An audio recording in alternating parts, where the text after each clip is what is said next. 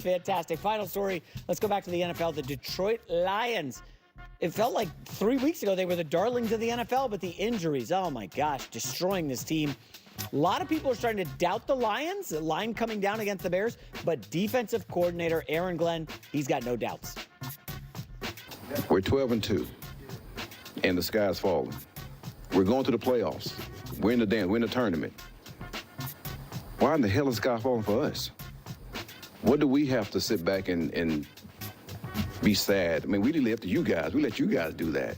Our job is to go play football. But why should we sit back and wallow and think the sky's falling? It's dumb. I like that. I kind of like that. He's good. He's good at the podium. He was a mouthy cornerback back in the day. Oh, he Played for the talked. Jets. Yeah. I got no problem with it. By the way, I don't know this. I'm just throwing it out there. How many former cornerbacks are NFL head coaches? Deion's obviously a college coach. It's a funny position that it's a big personality position, so you'd think there'd be more like college coaches that were corners. Has there been an NFL coach who was a great corner? What was Dan Campbell? He was a tight end, maybe? Well, he wasn't a corner. He was not a corner. It might have been like a, yeah. He doesn't look real twitchy. But you're right. There's some random positions out there, and a lot of the coaches. It's a big personality position, so I would think there'd be corners in college because you got to sell. I mean, Deion's a prime example. Big charisma. Yeah. He's got that Riz. That Riz? Is that what they call it? The Riz, yeah. Oh, I like that. I haven't used that. I just started using mid and lit. Yeah. So Riz is charisma. Use Riz on Christmas Eve making the cookies. Don't bring that to my house on Christmas Day. The kids will laugh at you. I'll tell you. I'm going to stand on business with a Riz. I feel very I don't know that was said correctly, but we'll just let it slide. Who cares? All right. Let's actually talk football. First off, please don't say lit. You can say mid, maybe Riz, but lit? No, come on. We know the Lions got that Riz. Okay. It actually bodes so well that people are coming at the Lions now. I think they feed off it so much. Yes, the injuries absolutely are a problem. That cannot be denied. I've talked about that extensively at this point. But the fact that they keep trying to push these Lions in a corner, it's like they want them so desperately to be like, they just want the Lions to be like, yeah, this is a bummer. The season's over. We're done. Nothing we can do.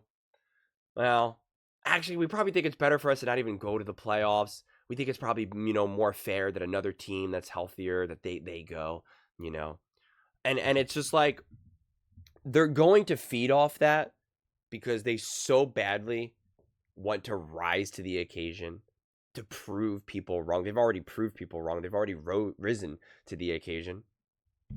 It's also sending a message to the players that are not big-time starters or even starters at all in the NFL, who are now going to be playing and whatnot. It sends such a great message to them to be like, they don't believe you can do this. They don't believe that you can step up. They don't believe that you are capable of being, an impactful player for a team like this. Go out there and prove them wrong. Like, you do need a combination between talent and belief. And sometimes your talent can be so good that you don't actually need the belief. And sometimes your belief can have you playing better than you thought were possible, but it just can't be the thing that carries you. It can't be the wind beneath your wings, because you still do need a baseline level of talent. I believe myself to be, better than Josh Allen, no matter how much I believe it. I can get out there, put on my helmet, and call a hike, and I'll get my head ripped off, right? So it doesn't matter. Your belief can only take you so far. But it can still get you pretty far, And that's the thing. The Lions just need this belief for... It's kind of almost like a recovery mentality. And by recovery, I mean addiction. For those of you who might be, a friend of Bill's, it's one of those things where, it's just for today. I just need you to step up just for today.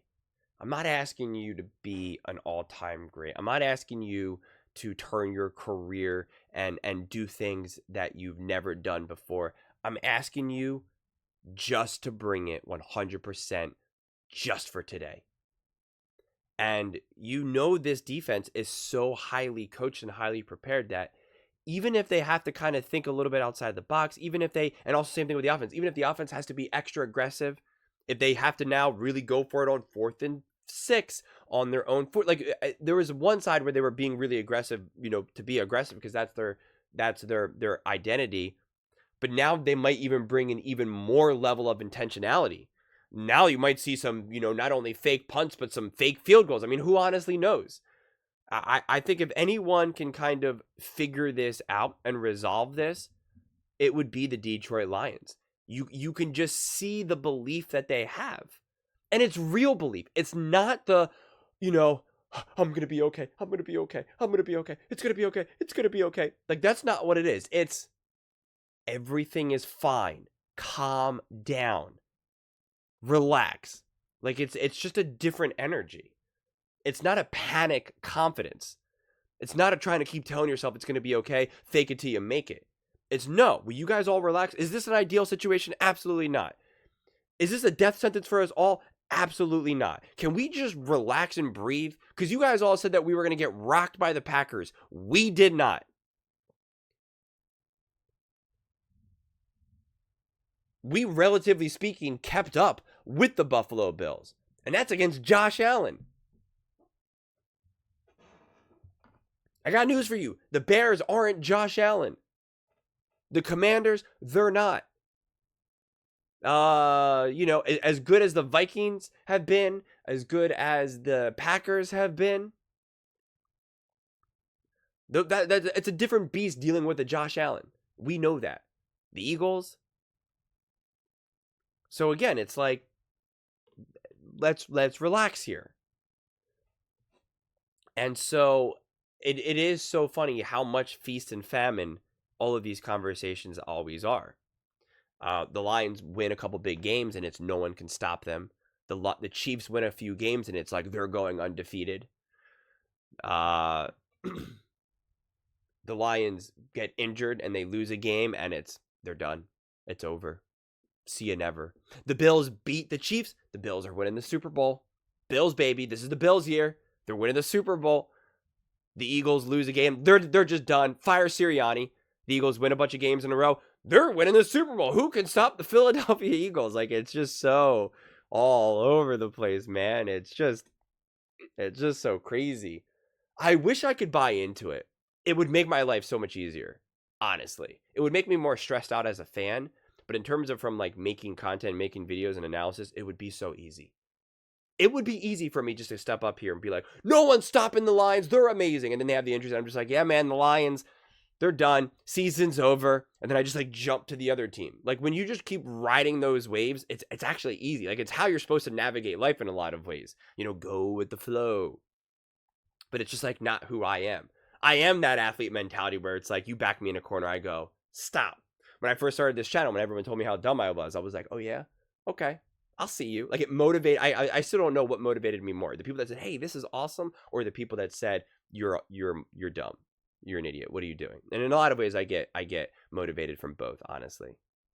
I don't want to let people down who believe me or think that I'm doing well or doing something good. And the people who doubt me, I'm going to be like, okay, all right, sure. Let's see. So you got to be able to feed off of both. And it seems to me that the Lions really 100% have gone all in on the doubt. Because you even seen Jared Goff try to push back on a little bit when he had that podcast in the offseason talking about the Lions, Detroit media being a little bit too negative. And he's kind of like, hey, we're a good team now. Like I know things were bad in the past, but we can kind of evolve past that. But I think to the core of who the Lions are, it is that doubt. It is that underdog mentality. That is who Dan Campbell is. And, a lot of ways, it's kind of like Rocky. Rocky's this underdog. He's boxing. He's able, because of that underdog mentality, he's able to win. He makes all this money. Now he's rich and everything's all good. He gets soft. He starts losing. He's got to go broke to be able to find himself again. And maybe that's the Detroit Lions trajectory. I don't have the answer, but I am most definitely excited to find out. Most definitely. But those are just my thoughts. I'd absolutely love to hear yours. What do you guys all think about the Detroit Lions? Do you think they should be optimistic, or do you think it's kind of a fool's errand? Let me know in the comments below. I read every single comment, so whether you agree with me or disagree with me, either way, let's get in some discussions. Let's get in some fights. But ultimately, let's just have some fun. And please do consider subscribing. We're building an amazing community here, and I absolutely love to see you part of it. I want to build something that we all genuinely feel connected to, something that we're really excited to be part of. I think we're well on our way to doing it. And please don't forget to give this video a thumbs up, as it really does help with the visibility and the algorithm. Thank you so much, and see you next time.